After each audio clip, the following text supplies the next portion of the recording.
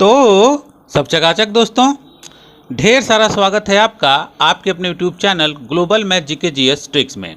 दोस्तों, आज हम लोग हिंदी साहित्य का इतिहास पार्ट 2 देखेंगे। पार्ट 1 का वीडियो हमने बना दिया था, उसकी लिंक हम आपको डिस्क्रिप्शन में दे देंगे और नीचे कमेंट में भी दे देंगे।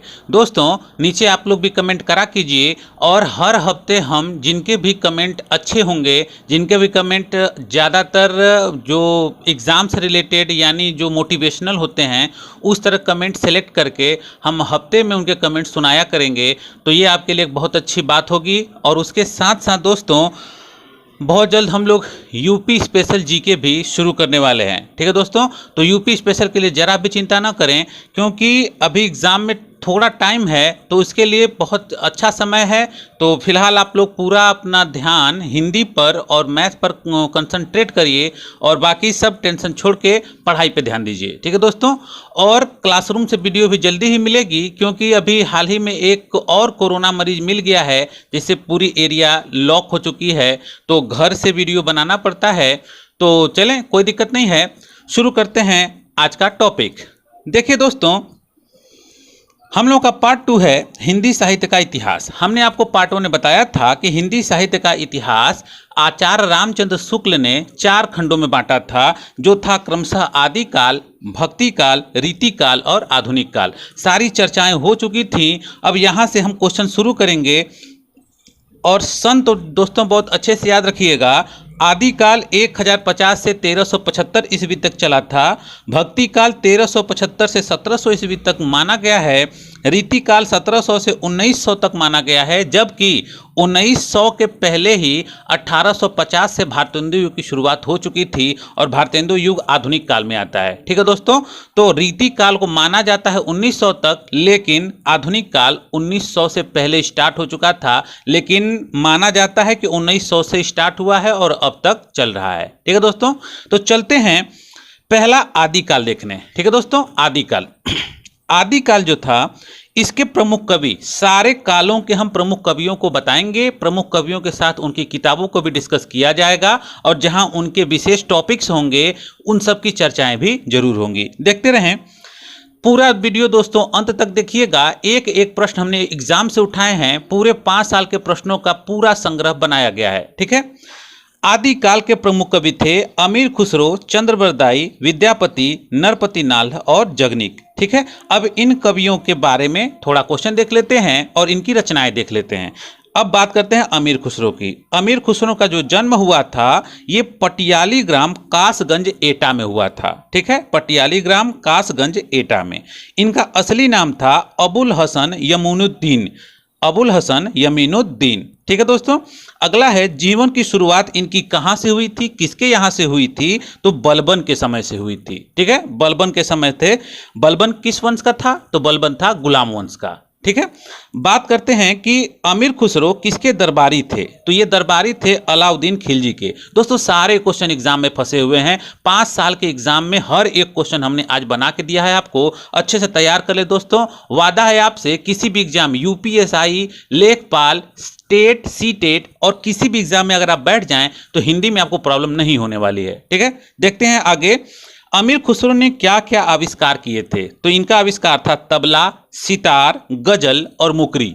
दोस्तों, तबला आप जानते हैं, सितार भी आपको पता होगा, गजल जो लोग बोलते हैं शायरी नुमा करके, और मुकरी जो होता है दोस्तों, ये एक गाना होता है जिसमें प्रश्न पूछे जाते हैं और उत्तर भी दिया जाता है, लेकिन गाने के रूप में। ठीक है, चलते हैं आगे। आगे है, अमीर खुसरो को खड़ी बोली के प्रथम कवि के रूप में जाना जाता है। ये खड़ी बोली के पहले कवि हैं।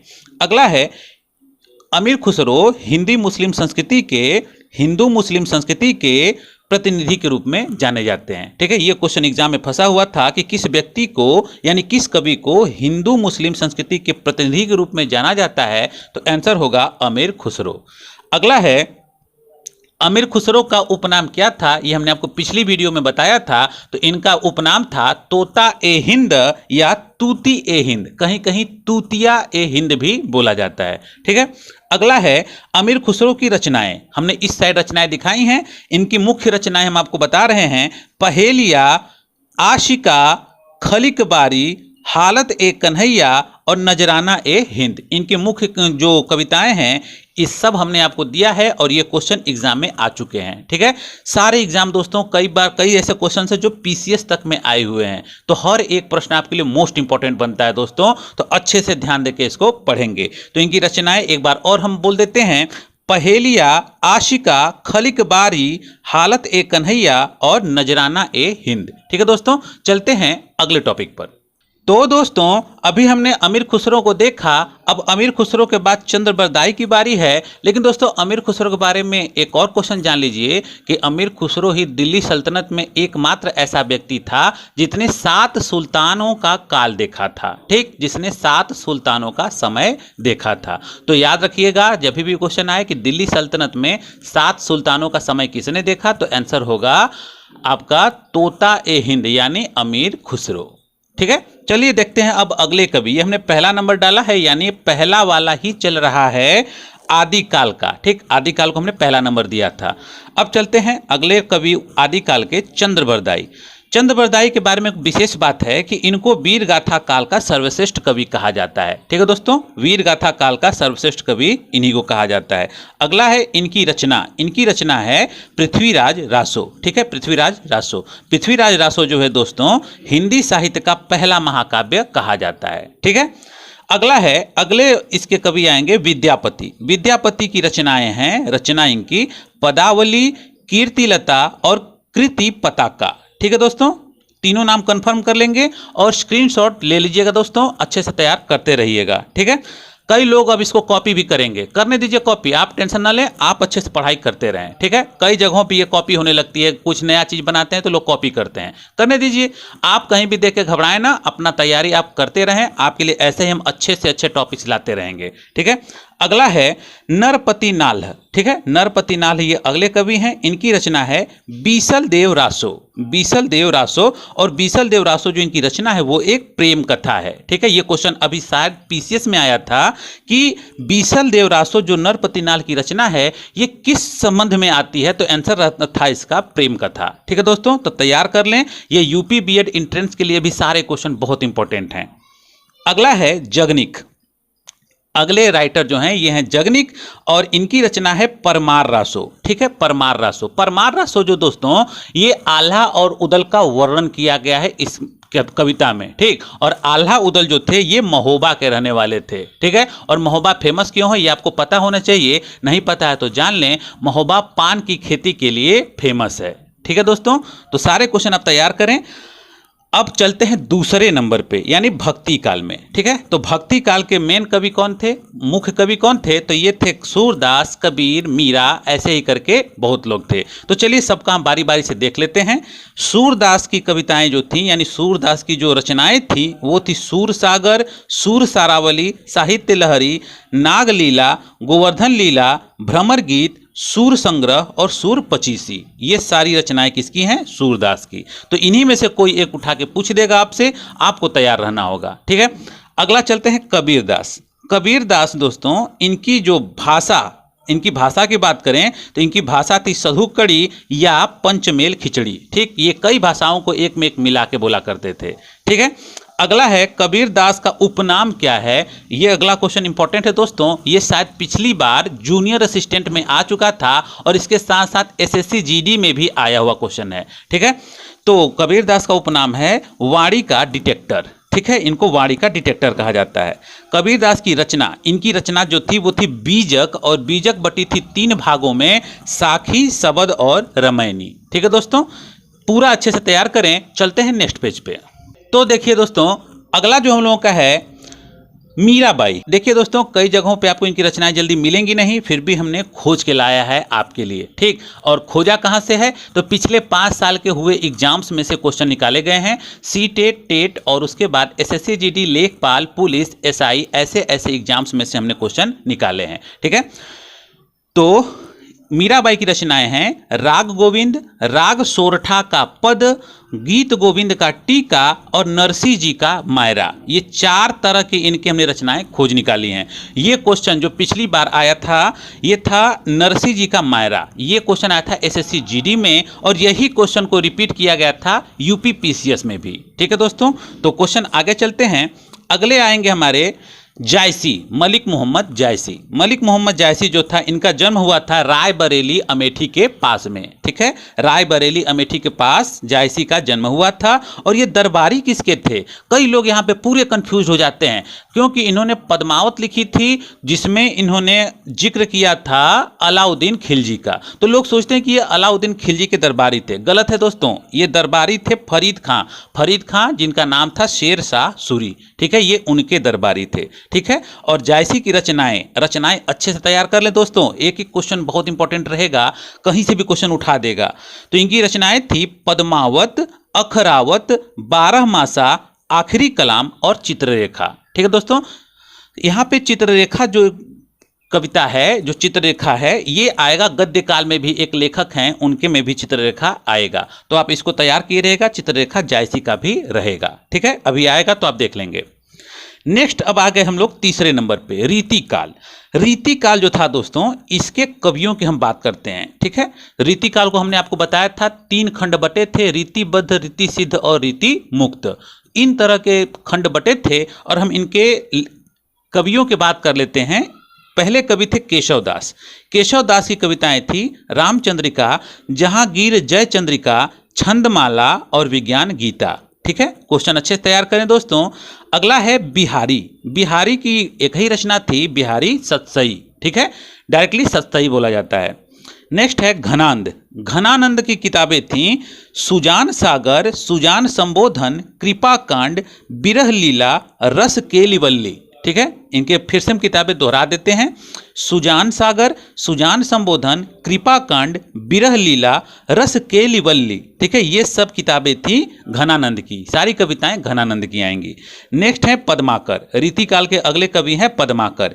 इनकी जो रचनाएं थी वो थी जगत विनोद, राम रसायन, प्रबोध 50, गंगा लहरी, पदाभरण। ठीक है, हमने आपको मुख्य किताबें जो इनकी रचनाएं जो एग्जाम में आ चुकी हैं दोस्तों वही सब उठाए हैं। पिछले 5 साल के दोस्तों अथक मेहनत के बाद हमने आपके लिए ये बनाया है। तो आप ज़्यादा से ज़्यादा इसको शेयर करिएगा दोस्तों, और अपने दोस्तों में शेयर करने के बाद सब्सक्राइब करा के बेल आइकन ऑन करने के बाद ऑल सेलेक्ट करवा दीजिएगा, जिससे हमारी सारी वीडियोस की नोटिफिकेशन आप तक पहुंच जाए। ठीक, और हमारे चैनल के अभी आप नीचे डिस्क्रिप्शन में ओपन करके देखेंगे तो आपको मैथ की भी सारी वीडियोज़ की लिंक मिल जाएंगी। हमने प्लेलिस्ट का लिंक डाल दिया है, आप लोग सारा वीडियो देखा करें दोस्तों। हर तरह की तैयारी आपकी चल रही है। उसके साथ हमने करंट अफेयर्स भी डाला हुआ है, जीके के भी क्वेश्चंस डालते रहते हैं। तो आप चैनल को अच्छे से देखें, प्लेलिस्ट में जाके सब वीडियोस आपको मिल जाएंगी।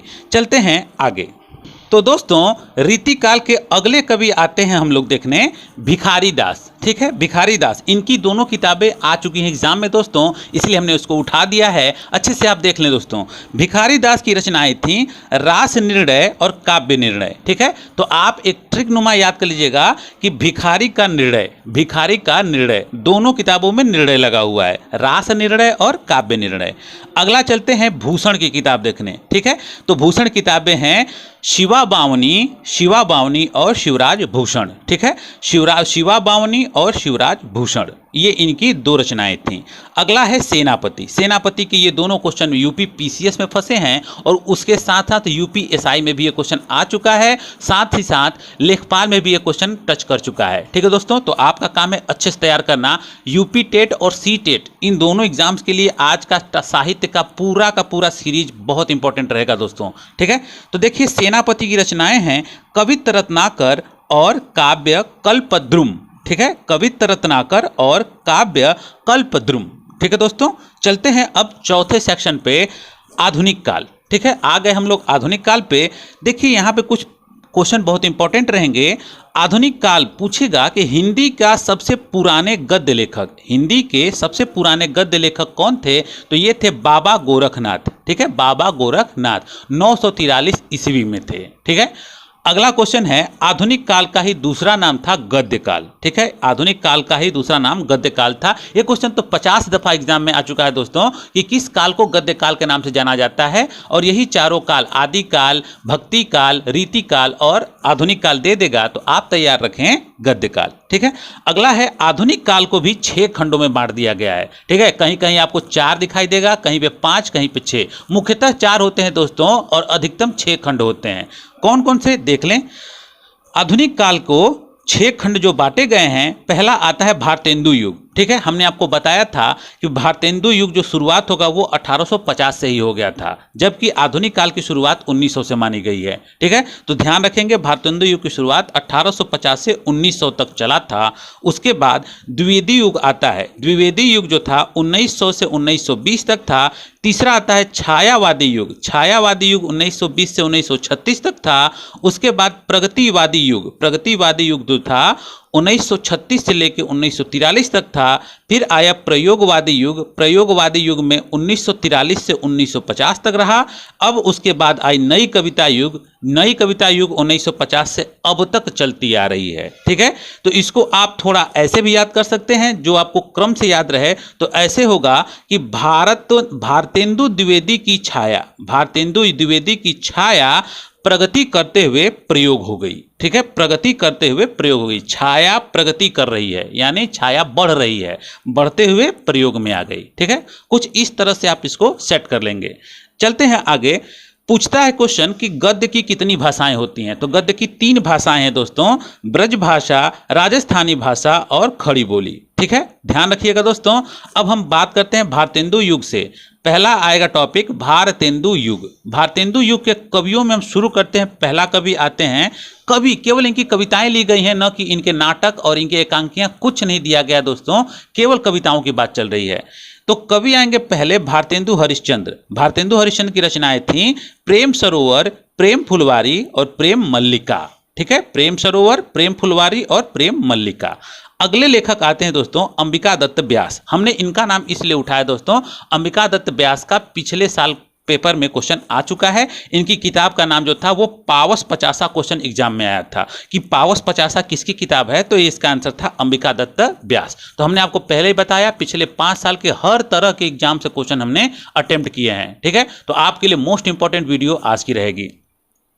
तो अंबिका दत्त व्यास, इनकी किताबें थी भारत धर्म और पावस पचासा। भारत धर्म और पावस पचासा। अच्छे से तैयार करें दोस्तों। देखते हैं अगले पेज पे। तो दोस्तों भारतेंदु युग के अगले जो कवि आएंगे वो थे जगन मोहन सिंह। ठीक है, जगमोहन सिंह इनका नाम था, और इनकी जो रचनाएं थी वो थी देवयानी और श्याम सरोजनी। ठीक है, एसएससी जीडी के एक पेपर में आ गया है कि श्याम सरोजनी किसकी रचना थी, तो ये जगमोहन सिंह की रचना थी। ठीक है, अगला है राधा चरण गोस्वामी। राधा चरण गोस्वामी की रचना थी नवभक्तमाल। ये तो यूपी बीएड से के साथ साथ अदर एग्जाम्स में भी कई बार ये क्वेश्चन आ चुका है कि नवभक्तमाल किसकी रचना है, तो ये होगी राधा चरण गोस्वामी की। ठीक है दोस्तों, चलते हैं अगले युग पे। भारतेंदु के बाद दूसरा युग आया था द्विवेदी युग। ठीक, द्विवेदी युग के कवियों के नाम हम मुख्य 4 कवियों को उठाए हैं। चारों कवियों के एग्जाम में कई बार क्वेश्चन आ रहे हैं दोस्तों। ठीक है, तो एकदम अच्छे से देख लें। पहला आएंगे मैथिली शरण गुप्त। मैथिली शरण गुप्त की रचनाएं थीं साकेत, भारत भारती, यशोधरा और पंचवटी। ठीक है, साकेत, भारत भारती, यशोधरा और पंचवटी। अगला है द्विवेदी युग के अगले कवि होंगे माखनलाल चतुर्वेदी। माखनलाल चतुर्वेदी की रचनाएं होंगी हिम तरंगिणी, हिम किरीटनी, युग चरण और समर्पण। ठीक है, आपने सारे देख लिए, हिम तरंगिणी, हिम किरीटनी, युग चरण और समर्पण। नेक्स्ट आते हैं महावीर प्रसाद द्विवेदी। महावीर प्रसाद द्विवेदी की अगली रचना है, इनकी रचनाएं हैं काव्य मंजूषा और सुमन। काव्य मंजूषा और सुमन। अगला है, अगले लेखक हैं अयोध्या सिंह उपाध्याय हरिऔध। ठीक है, तो हरिऔध का तो कई बार क्वेश्चन एग्जाम में पुट हो चुका है, एकदम कॉमन बनता है ये टॉपिक, तो ये आपको अच्छे से याद होना चाहिए। इनकी रचनाएं हैं प्रिय प्रवास, वैदेही वनवास और रस कलश। ठीक है, प्रिय प्रवास, वैदेही वनवास और रस कलश। ठीक है, नेक्स्ट आते हैं हम लोग तीसरे युग पे। तीसरा युग है छायावादी युग। ठीक, छायावादी युग के कवियों के नाम मोस्ट इंपॉर्टेंट में आएंगे जयशंकर प्रसाद। ठीक, कई बार इनके क्वेश्चन एग्जाम में आते रहते हैं। इनकी रचनाएं हैं आंसू, झरना, लहर, कंकाल, तितली, कामायनी, करुणालय और चित्राधार। ठीक है, एक बार फिर से, आंसू, झरना, लहर, कंकाल, तितली, कामायनी, करुणालय और चित्राधार। ये जयशंकर प्रसाद की वो कविताएं हैं जो पिछले 5 साल में एग्जाम में आ चुकी हैं। ठीक है, अगले आते हैं सुमित्रा नंदन पंत। सुमित्रा नंदन पंत, पहली बात कि इनको प्रकृति का सुकुमार कवि कहा जाता है। ठीक है, प्रकृति का सुकुमार कवि इनको कहा जाता है। याद रखिएगा दोस्तों, एग्जाम में पुट हो चुका है ये क्वेश्चन।